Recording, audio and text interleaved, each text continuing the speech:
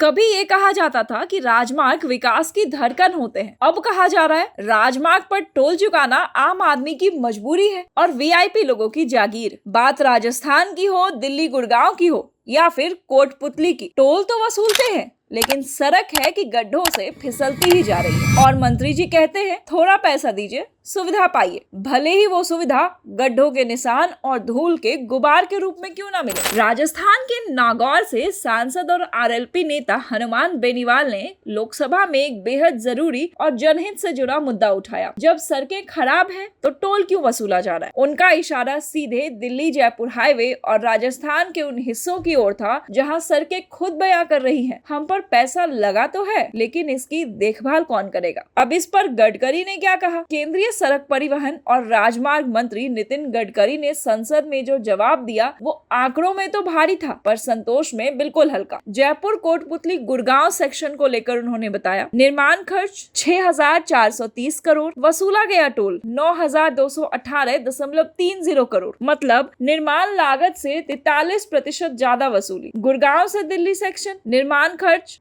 2,489.45 करोड़, वसूला गया टोल 2,727.50 करोड़, मतलब 238 करोड़ ज्यादा वसूली। वित्त वर्ष 2023 में उत्तर प्रदेश के बाद सबसे ज्यादा टोल वसूली राजस्थान में हुई। गडकरी ने कहा टोल सिर्फ निर्माण के लिए नहीं, रखरखाव के लिए भी होता है। सवाल उठता है फिर सड़कें खराब क्यों है? बेनीवाल के 4 सीधे सवाल। क्या टोल वसूली निर्माण लागत से ज्यादा हो चुकी है? क्या सरकार को सड़कों की बदहाली की जानकारी है? जब सड़कें खराब हैं तो टोल टैक्स वसूलना कितना तर्कसंगत है? क्या नई टोल नीति लागू करने का विचार है? जवाब गोलमोल मिला। इस पर मंत्रालय का जवाब है निर्माण और वसूली के आंकड़े बताए गए, रखरखाव का हवाला दिया गया, सड़क की खराब स्थिति पर कोई स्पष्ट जवाब नहीं। सुप्रीम कोर्ट की टिप्पणी को भी अनदेखा किया गया है। सुप्रीम कोर्ट जब पहले ही कह चुका खराब सड़कों पर टोल वसूली गैर तार्किक है, लेकिन नीतियों में बदलाव नहीं हुआ। बेनीवाल ने इसे सरकार की संवेदनहीनता करार दिया। नितिन गडकरी ने इस पर जवाब दिया नई पॉलिसी जल्द लागू होगी। गडकरी ने एक मीडिया प्रोग्राम में कहा है नई टोल नीति आ रही है, लोगों की समस्या दूर होगी, अगर अच्छी सेवा चाहिए तो थोड़ा भुगतान करना पड़ेगा। वो आगे बोले अब इलेक्ट्रिक ट्रक और बसें बन रही है, ईवी सस्ते होंगे, पेट्रोल डीजल वाहन खुद बंद हो जाएंगे। लेकिन क्या ये जवाब